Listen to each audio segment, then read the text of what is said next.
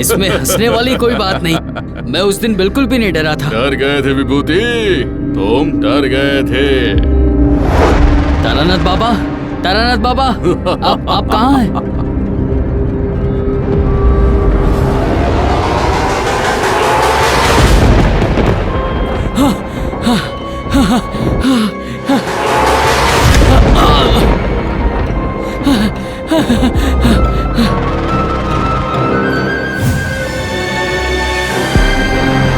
डर विभूति डर, मैं तो बस तुम्हें डर का थोड़ा सा स्वाद चखाना चाहता था। हमारे इस ज्ञान विज्ञान की दुनिया के बाहर एक अनजान, अनभिज्ञ और रहस्यमयी दुनिया है, जहाँ डर तो लगता ही है। मैं फिर से कह रहा हूँ, मैं नहीं डरा था। नहीं, तुम डरे नहीं थे, लेकिन भाग रहे थे। मेरी किसी भी बात पर तुम भरोसा नहीं करते हो, है ना?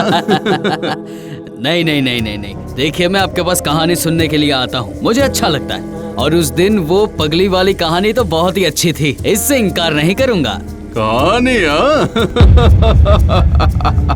विभूति, तुमसे मैंने पहले ही कहा था कि तुम कम से कम 1 महीने के लिए मेरे शिष्य बन जाओ। मैं तुम्हें चंद्र दर्शन सिखा दूंगा। मतलब जैसे वो पगली सच में नहीं थी, आपने बुरा सपना देखा था, आप वैसे ही मुझे कोई बुरा सपना दिखाना चाहते हैं, सही कहा ना? हाँ? अगर वैसा बुरा सपना दिखाने की क्षमता मुझ में होती तो फिर मैं ही पगली की तरह बन जाता। लेकिन पगली तो सिर्फ एक कल्पना मात्र है। मुझे ऐसा लगता है कि आपने गुरु को प्राप्त करने के लिए जो तीव्र इच्छा जताई थी, कि आपने अपने अवचेतन में, अपने सपने में उस पगली की रचना कर ली थी ना? हाँ, तुमने ये बात तो बिल्कुल सही कही।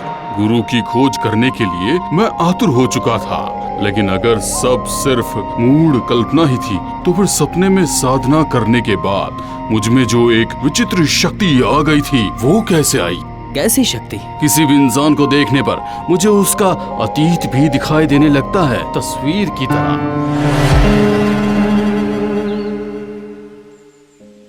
मैं जो कह रहा हूँ वो 100% सच है। बहुत जबरदस्त युद्ध छिड़ा है, सभी कह रहे हैं, और खबर में भी छपा है कि ये विश्व युद्ध होने वाला है। ऐसा मौका दोबारा नहीं मिलेगा। अभी पैसे लगाने का सही मौका है। मान जाइए सर, मान जाइए। ठीक है, मैं सोच कर देखता हूँ। नहीं पिताजी नहीं, पैसे लगाने के बारे में बिल्कुल भी मत सोचेगा। तारा, अंदर जाओ। ये व्यापार की बात तुम्हारे समझ में नहीं आएगी। ठीक है, व्यापार नहीं समझूंगा, लेकिन जुआ, चोरी ये तो समझूंगा ना। अच्छा एक बात बताइए, आपकी बातों में आकर हरि प्रसाद ने आपको कितने रुपए दिए थे और उससे कितना लाभ हुआ? कौन? हरी? अरे ये आपका बेटा है क्या? कोई परेशानी है तो बताइए। रुको, ये लो, पैसे लो। तुम जाकर बाजार कराओ और माँ से जाकर पूछ लो कि क्या लेकर आना है। जाओ, जल्दी जाओ। हाँ, आप क्या कह रहे थे? उस आदमी पर नजर पड़ते ही मैंने साफ देखा कि हरि प्रसाद नाम का एक व्यक्ति सब कुछ खोकर अपने परिवार के साथ वृंदावन जा रहा है। उस आदमी के साथ हरि प्रसाद की पहली मुलाकात से लेकर हरि प्रसाद के वृंदावन जाने तक की तस्वीर मैंने बिल्कुल जीवित देखी थी। आपके पिताजी? नहीं, उन्हें वो ज्यादा नहीं ठग पाए, लेकिन वो असली बात नहीं है। वो तो मेरे बाजार जाने के रास्ते में हुआ।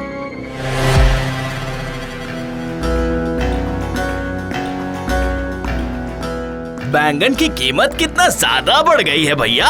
हाँ, बाजार जाओ तो ऐसा लगता है आग लग गई हो। अब एक ही उपाय है, किसी सन्यासी को गुरु बनाकर एक कटहल का पेड़ या फिर सोना बनाने वाला मंत्र या फिर सोने के अंडे देने वाली मुर्गी की मांग करता हूँ। वो मिलेगा कहाँ? मैंने सुना है कि रामनगर के घाट पर एक अघोरी साधु आया है। वो हमेशा ध्यान में ही रहता है। खाता नहीं है? अरे खाता तो है, दिन में एक बार अपना मुंह खोलता है, मतलब उपवास ही लेता है। अब उतने में ही जितनी चीजें उसके मुंह में घुसती है उतना ही भोजन करता है। अरे ये क्या तारा? अरे ओ तारा, अरे उधर कहाँ जा रहा है? बाजार नहीं जाएगा क्या? अरे रुक, यही तो रामनगर का रास्ता है। गया काम से। मैंने तो सुना है कि वो अघोरी अपने पंचमुंड के लिए आखिरी इंसान को ढूंढ रहा है। उसके पंचमुंड आसन में 4 इंसानों के सर हैं, सिर्फ एक ही बाकी है, और एक इंसान का सर मिलते ही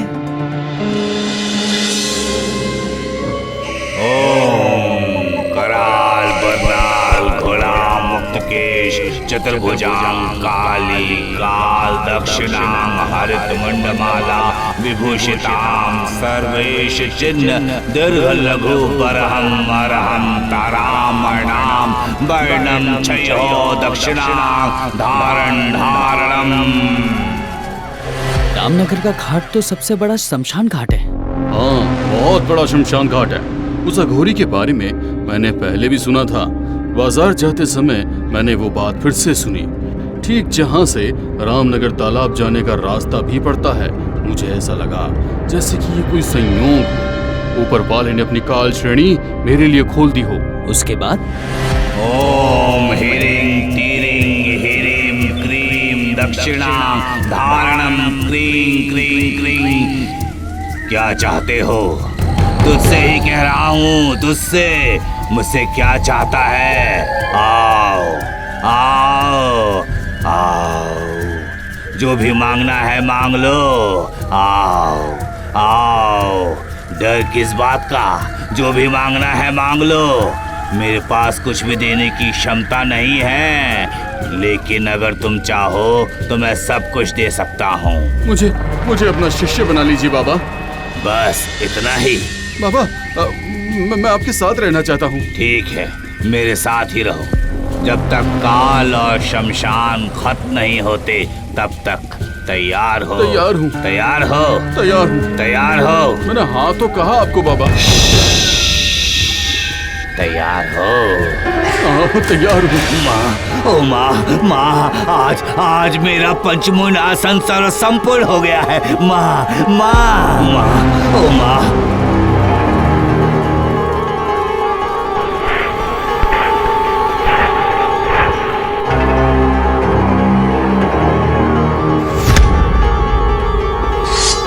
नहीं कर पाओगे, नहीं कर पाओगे।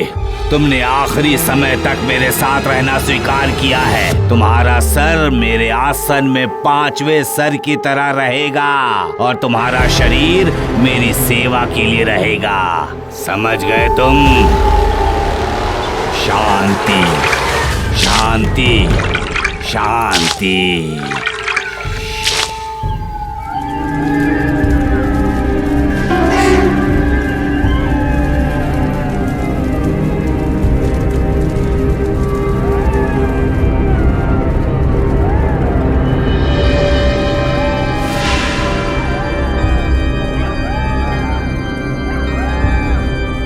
शांति, शांति, शांति। कौन? तुम कौन हो? कपाली नाम है मेरा।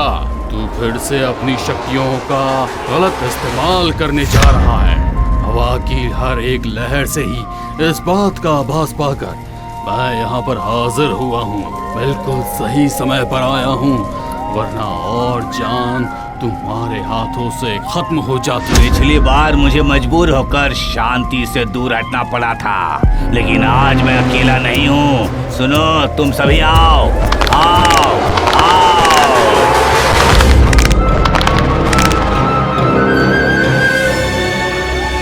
जाओ, उसे खत्म कर दो, खत्म कर दो। माँ, माँ, माँ, माँ, आप यहाँ? माँ, माँ, माँ। लाश के बिना मेरी साधना पूरी नहीं होगी। ये तुम्हारे लिए है, तुम्हारे लिए इतना जानना काफी है। क्या मेरे लिए? इस ब्रह्मांड में सब कुछ पहले से ही तय है।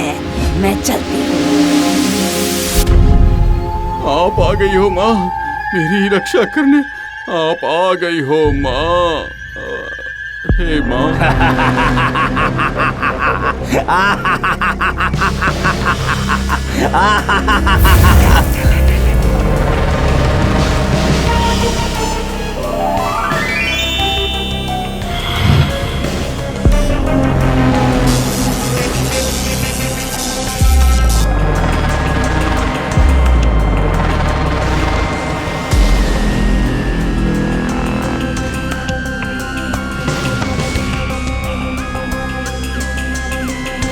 ओम ह्रीं क्लीं चामुंडा।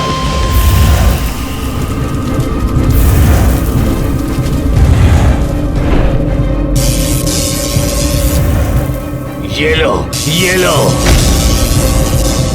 ये देखो। ये ले। अरे ये क्या, ये क्या, ये क्या,